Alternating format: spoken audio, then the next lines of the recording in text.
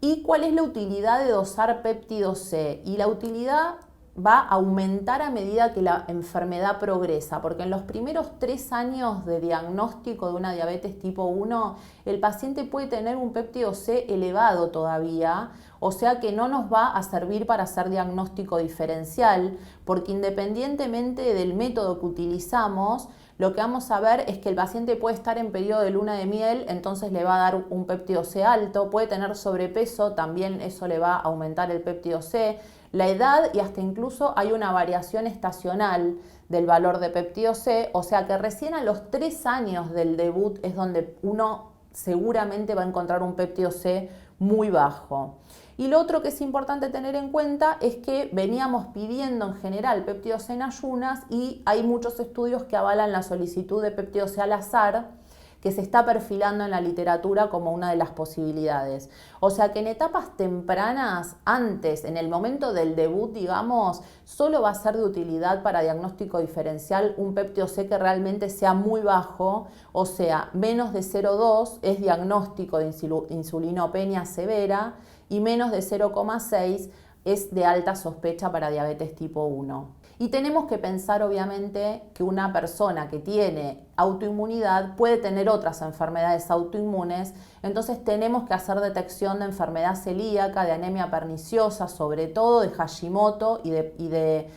Graves, o sea, patologías tiroideas y enfermedad celíaca a la cabeza. Y tenemos que tener presente que la mayoría de las guías nos llaman la atención al respecto, o sea, tenemos que en el debut de la diabetes tipo 1 pedir anticuerpos, pedir función tiroidea y pedir anticuerpos para enfermedad celíaca y luego, depende de la guía que leamos, como van a ver en la diapositiva, si los resultados son normales, algunas guías dicen que la repetición debe ser anual y otra cada 2 años. Bueno, ¿a qué llamamos que un paciente con diabetes tipo 1 tenga un adecuado control metabólico? Solíamos decir que adecuado control metabólico era tener una hemoglobina glicosilada menor de 7%. Y hoy sabemos que tenemos otras medidas que nos dan unos datos más en realidad certeros y que tenemos que tener en cuenta estos 3 parámetros, ¿no? Que la hemoglobina glicosilada probablemente esté alrededor de 7%, pero hay que individualizarlo a esto,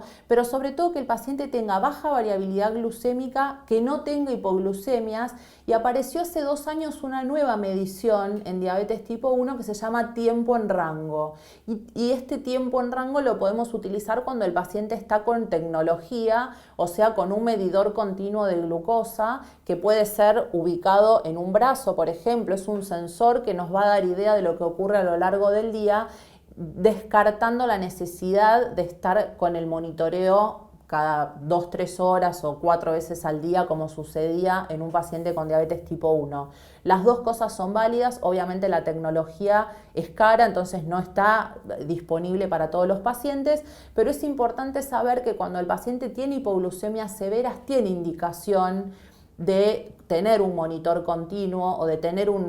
algún sensor, aunque sea del estilo del flash, y a lo que apelamos es a tener un 70% de los valores entre 70 y 180. Las guías de la ADA hace años que nos vienen diciendo que hay algunas situaciones que hacen que el control tal vez sea menos estricto. Por ejemplo, si el paciente ya tiene complicaciones crónicas, si el paciente tiene diabetes de larga data, y eso tiene que ver con evitar las hipoglucemias. Por eso no podemos fiarnos tanto de la hemoglobina glicosilada. O sea, hay algunos pacientes que en realidad en vez de poner de punto de corte 7%, tendríamos que poner 8% y eso tiene que ver en realidad con la chance que tenga de hipoglucemia justamente. Y cuando hablamos de las mediciones de automonitoreo, debemos dividir en si van a ser en ayunas precomidas o poscomidas y saber que todas las que sean ayunas o precomidas consideramos que los valores son normales entre 80 y 130 y que las mediciones posterior a una ingesta son normales cuando son menores de 180.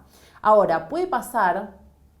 como vemos en la diapositiva, que tengamos dos situaciones en las cuales la hemoglobina glicosilada, como es un promedio, nos va a dar 7%. O sea, un paciente que está siempre en rango, que el máximo valor al que llega es 180, el mínimo valor al que llega es 80, 90, Y también podemos ver esta otra situación en la cual el paciente también va a dar 7% de hemoglobina glicosilada, pero hay momentos del día en donde está con 45 de glucemia y otros momentos del día en donde está con 360 de glucemia. Y claro, es un promedio, entonces puede pasar y por eso es importante que el paciente sí o sí se mida. O sea, un paciente con diabetes tipo 1 tiene que tener o monitoreo continuo o automonitoreo de glucemia, pero no podemos fiarnos solo de la hemoglobina glicosilada